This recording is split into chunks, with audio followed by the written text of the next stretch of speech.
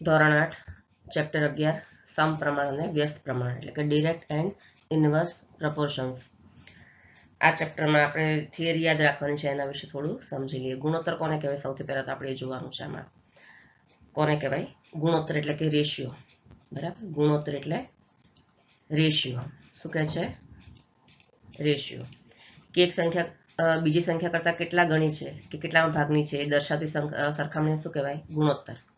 આપણે લખવું હોય એની વ્યાખ્યા કે એક સંખ્યા બીજી સંખ્યા કરતા કેટલા ગણી છે. બરાબર, કેટલા ગણી છે અથવા તો કેટલામાં ભાગની છે, તો તે દર્શાવતી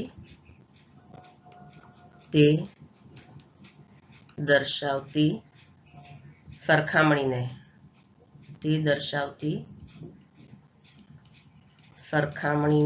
શું કહેવાય છે? ગુણોત્તર એટલે કે રેશિયો કહે છે. બરાબર. પછી હવે ગુણોત્તર માટે એમાં યાદ રાખવાના મુદ્દા. ગુણોત્તર માટે તો ગુણોત્તર માટે બંને માપના એકમો એટલે કે યુનિટ સરખા હોવા જોઈએ.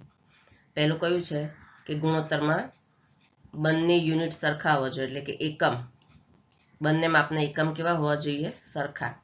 એટલે કે યુનિટ્સ કેવા હોવા જોઈએ? સરખા. ધારો કે એમ કહી કે 1 મીટર અને 4 મીટરનો ગુણોત્તર કરો તો પહેલું 1/4 આમ કરીએ ને તો બંનેનો એકમ મીટર જ હોવો જોઈએ. બરાબર, 1 મીટર અને 4 મીટરનો ગુણોત્તર તો બંનેના એકમ કેવા હોવા જોઈએ? સરખા હોવા જોઈએ. ઉપર નીચે સરખા ન હોય તો આપણે સરખા કરવા પડે. પછી બીજો છે ગુણોત્તર માટે બંને માપમાંથી એક પણ માપ શૂન્ય હોવું જોઈએ નહીં. બરાબર, અંશ અને છેદ આવી રીતે હોય તો આ ઉપરનું કે નીચેનું ઉપર માપ શૂન્ય, બંનેમાંથી જે બંનેનો ગુણોત્તર કરવાનો હોય એમાંથી એક પણ માપ કેવું? શૂન્ય હોવું જોઈએ નહીં. બંનેમાંથી એક પણ માપ કેવું ન હોવું જોઈએ? શૂન્ય હોવું જોઈએ નહીં. પછી ત્રીજો પોઈન્ટ કયો છે કે ગુણોત્તરને અંશ અને છેદના સ્વરૂપમાં દર્શાવાય છે. શું કહે છે? ગુણોત્તરને અંશ અને છેદ ના સ્વરૂપમાં દર્શાવાય છે. અંશ એટલે ઉપર જે લખીએ એને અંશ કહેવાય અને નીચે લખીએ એને છેદ કહેવાય. બરાબર, અંશ અને છેદના સ્વરૂપમાં. અંશ એટલે ન્યુમરેટર, અંશને શું કહેવાય? ન્યુમરેટર. શું કહેવાય? ન્યુમરેટર. અને છેદને શું કહેવાય? ડિનોમિનેટર. શું કહે છે? ડિનોમિનેટર. આ સ્વરૂપમાં ના અંશ અને છેદના સ્વરૂપમાં દર્શાવાય છે. બરાબર, અંશ અને છેદના સ્વરૂપમાં દર્શાવાય છે. પછી ગુણોત્તરને અતિ સંક્ષિપ્ત સ્વરૂપમાં જ દર્શાવાય છે. ગુણોત્તરને આપણે અતિ સંક્ષિપ્ત એટલે શું? કેવી રીતે દર્શાવાય? અતિ સંક્ષિપ્ત સ્વરૂપમાં જ દર્શાવાય છે. અતિ સંક્ષિપ્ત એટલે ધારો કે 2/4 આ ગુણોત્તર લખ્યો અંશ અને છેદ, તો અતિ સંક્ષિપ્ત સ્વરૂપ કોને કહેવાય? કે આપણે એનો છેદ ઉડાડી શકીએ. 2 દુ 4 તો ઉપર 1 આવે. બરાબર, તો 1/2 આ અતિ સંક્ષિપ્ત સ્વરૂપ થયું કે જ્યાં સુધી તમે છેદ ઉડાડી શકો ત્યાં સુધી છેદ ઉડાડવાના. બરાબર, પછી આગળ એમ થાય હવે છેદ નહીં ઉડે, તેને શું કહેવાય? અતિ સંક્ષિપ્ત સ્વરૂપ. તો અતિ સંક્ષિપ્ત સ્વરૂપમાં જેને દર્શાવાય છે. ગુણોત્તરને એકમ ન હોય. જો શું છે બીજું કે ગુણોત્તરને એકમ ન હોય. ધારો કે તમે હમણાં આપણે 1/2 લખીએ તો મીટર ઉડી જાય હે ને. તો આપણે શું કરીએ? ગુણોત્તર લખીએ તો 1/2. તો આપણે આમાં મીટર કે સેન્ટીમીટર નથી રાખતા, તો ગુણોત્તરને એકમ હોતો નથી. બરાબર, પછી શું આવશે? પછી શું યાદ રાખવાનું કે ગુણોત્તર આપણે શોધીએ તો ગુણોત્તર શોધતી વખતે પહેલી સંખ્યા હોય એને અંશમાં લખાય અને બીજી સંખ્યાને છેદમાં લખાય. પછી આવશે પ્રમાણ. શું આવશે? પ્રમાણ. પ્રમાણ કોને કહેવાય? એટલે કે પ્રપોર્શન. પ્રમાણ એટલે કે જો આપેલા બે ગુણોત્તરો સમાન હોય, જો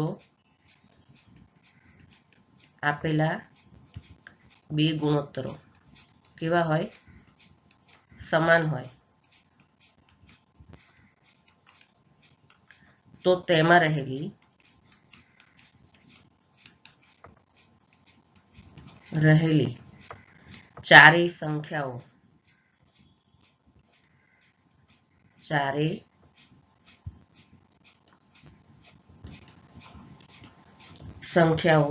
પ્રમાણમાં છે તેમ કહેવાય.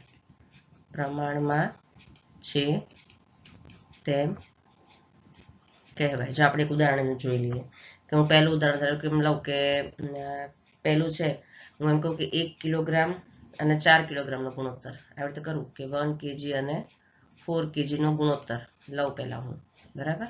જો ખાલી સમજવા માટે કે પ્રમાણમાં કોને કહેવાય. તમારે 1 kg અને 4 kg નો ગુણોત્તર કરવો હોય તો હું શું લખું, તો ગુણોત્તર કેવો થાય, આ બંનેનો ગુણોત્તર બરાબર 1 kg અંશ અને છેદ, બરાબર. આવી રીતે જોયું હતું ને આપણે 4 kg તો બરાબર શું કહેવાય, kg તો કેન્સલ થઈ જાય, ચલો તો 1/4 થઈ ગયું. તમારે લખવું હોય તો 1/4 આવી રીતે લખાય, બરાબર. અને એવી રીતે બીજું ઉદાહરણ લઈ લો કે 2 કિલોમીટર અને 8 કિલોમીટર અને 8 કિલોમીટરનો ગુણોત્તર આવી રીતે લઈ લો, બરાબર.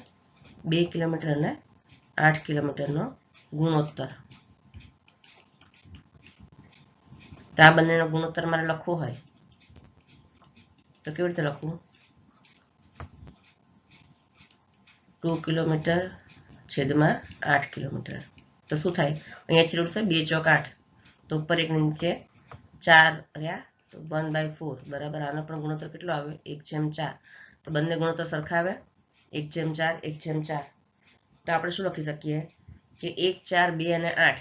જો અહીંયા કઈ કઈ સંખ્યા, પહેલામાં શું છે, અહીંયા 1 4 અને બીજા ઉદાહરણમાં 2 અને 8. એ ચારે ચાર સંખ્યા કેવી છે, પ્રમાણમાં છે તેમ કહેવાય. શું કહેવાય, તો અહીં આપણે કેવી રીતે લખી શકીએ, 1 4 2 8 કેવી છે, પ્રમાણમાં છે. આપણે એવું કહી શકાય ને, પ્રમાણમાં છે એવું કહી શકાય. અને તેને કેવી રીતે લખી શકાય, 1/4 અને પછી જે એમાં 4 ટપકા કરવાના અને 2/8 આવી રીતે આપણે ચારે ચાર સંખ્યાને લખી શકીએ.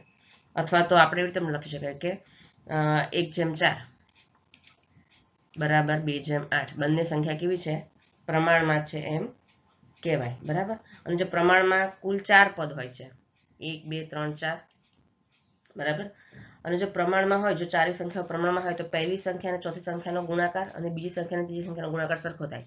જો પ્રમાણમાં હોય તો પહેલી સંખ્યા અને ચોથી સંખ્યાનો ગુણાકાર કેટલો થાય, 1 8 8 થાય, 1 ગુણ્યા 8 થાય. અને બીજી અને ત્રીજીનો ગુણાકાર સરખો થાય, 4 દુ 8, બરાબર. જો ચારે સંખ્યા પ્રમાણમાં હોય તો શું થાય, પહેલી સંખ્યા અને ચોથી સંખ્યાનો ગુણાકાર સરખો થાય અને 4 દુ 8 એટલે બીજી અને ત્રીજી સંખ્યાનો ગુણાકાર પણ કેવો થાય, સરખો થાય છે. પછી આવે છે સમપ્રમાણ. સમપ્રમાણ કોને કહેવાય, શું આવે છે, સમપ્રમાણ. સમપ્રમાણ એટલે શું, ડિરેક્ટ પ્રપોર્શન. તો જ્યારે એક માપ વધે ત્યારે બીજું માપ પણ એટલા જ પ્રમાણમાં વધે, બરાબર.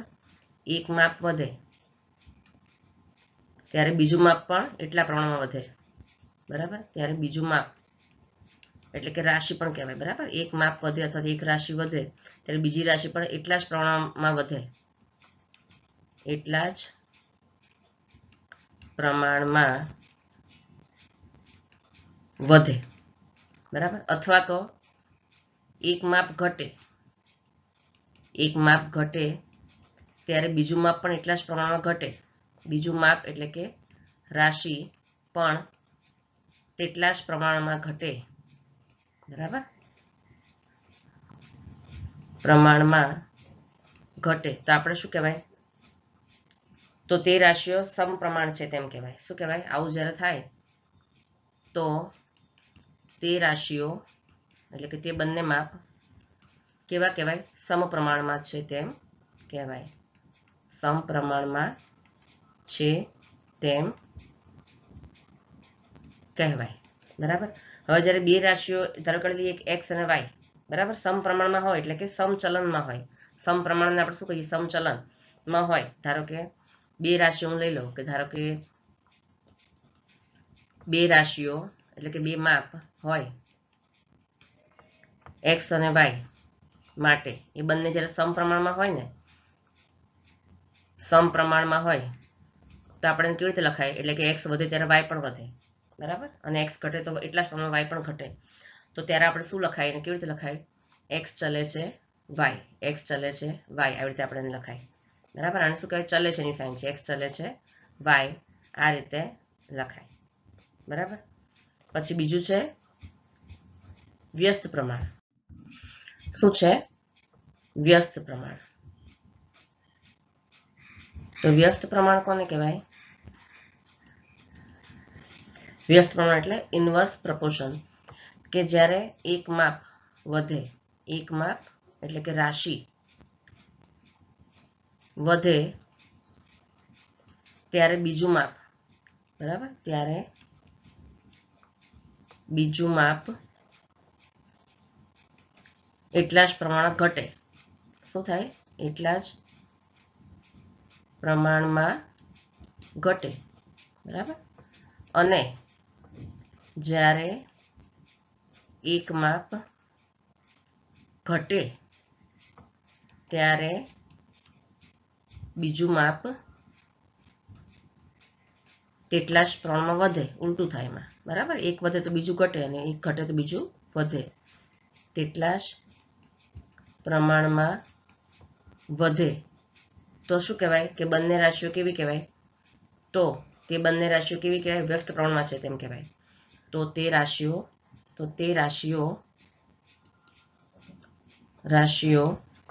વ્યસ્ત પ્રમાણમાં છે તેમ કહેવાય. શું કહેવાય, બંને રાશિઓ વ્યસ્ત પ્રમાણમાં છે તેમ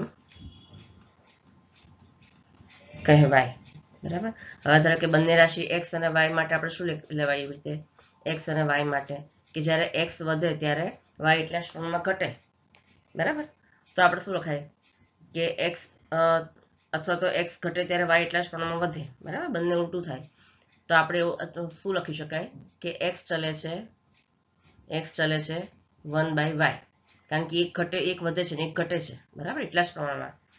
તો આપણે એને આવી રીતે લખી શકાય છે, બરાબર. હવે આપણે શું જોઈ લેશું, ચાલુ કરશું ચેપ્ટર આપણું એક્સરસાઇઝ 11.1.